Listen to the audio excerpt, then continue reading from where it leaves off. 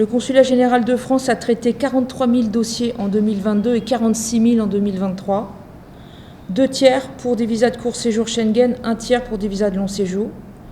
Le taux d'acceptation des visas de court séjour Schengen est supérieur à 62%. Et le délai de traitement des visas de court séjour est de 2 semaines, délai réglementaire. Délai qui peut être allongé à 3 semaines lors de pics d'activité liés par exemple à la campagne étudiante. Et puisque je parle des étudiants, qui est pour nous une population très importante, nous avons délivré en 2023 le chiffre record de 5 300 visas étudiants, inédits. Le nombre d'étudiants sénégalais en France a augmenté de 62% en 5 ans. Ils étaient 15 000 en 2023. Ils constituent la 5e communauté étudiante étrangère en France après le Maroc, la Chine, l'Algérie et l'Italie.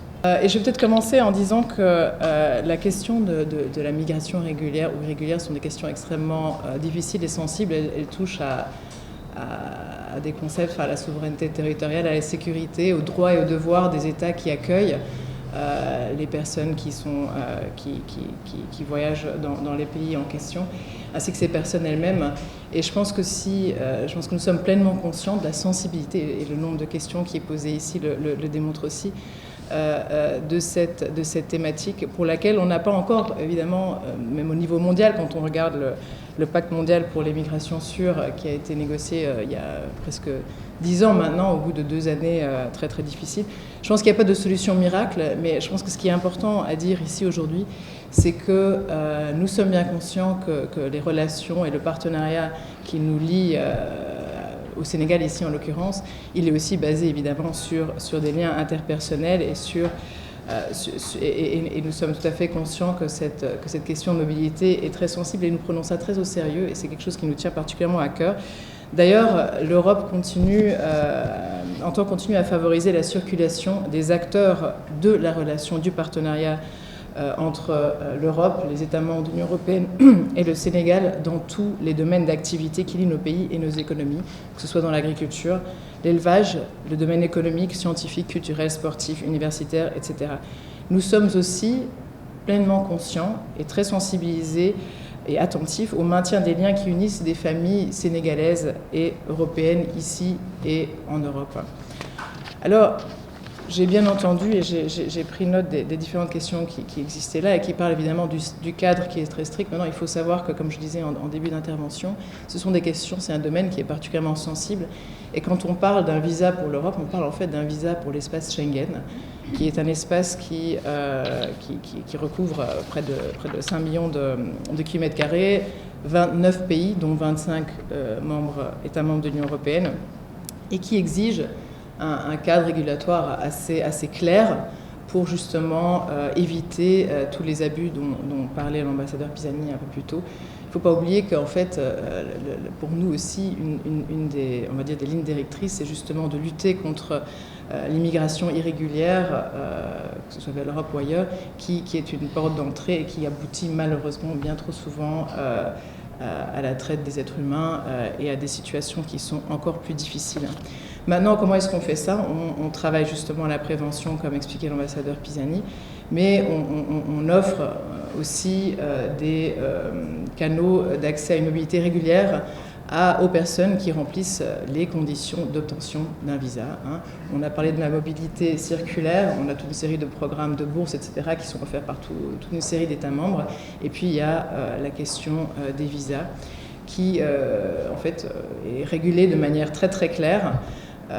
Et qui vient en complément à toute une série d'autres initiatives donc de mobilité qui existent entre l'Union européenne, ses États membres et le Sénégal. Alors, je voudrais juste, parce qu'on a aussi parlé des statistiques, revenir avec quelques statistiques.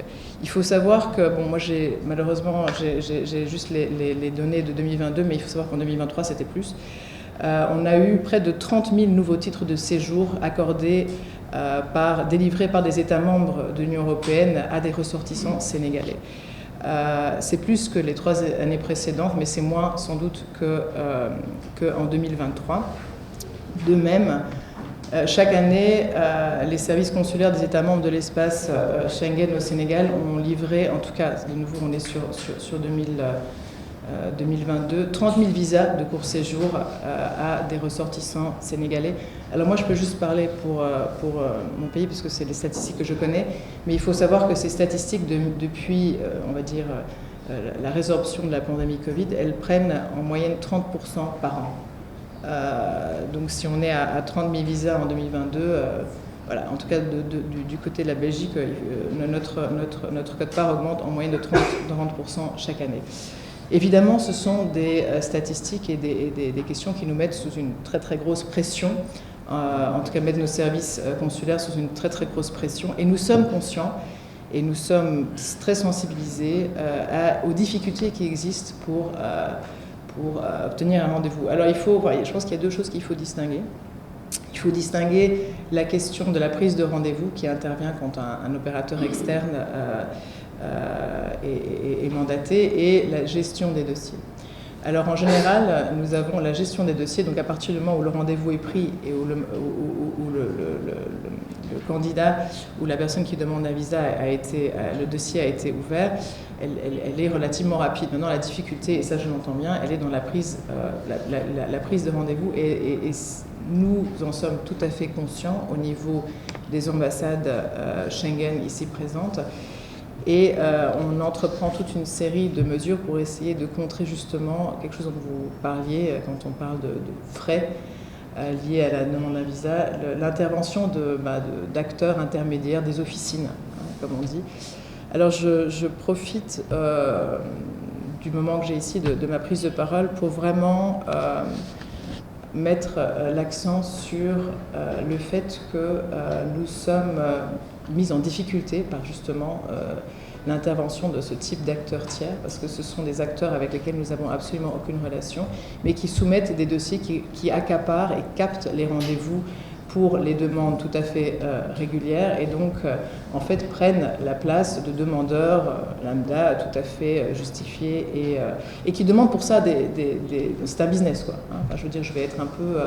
c'est un business qui malheureusement est très cynique, et contre lequel nous essayons d'entreprendre une série de mesures pour rendre ce business plus difficile à mener. Mais en fait, c'est un sujet avec lequel nous sommes aussi en contact avec les autorités sénégalaises, parce que nous sommes ici évidemment dans un cadre juridique qui n'est pas le nôtre, et où il y a aussi des choses sur lesquelles nous n'avons pas on va dire de marge de manœuvre.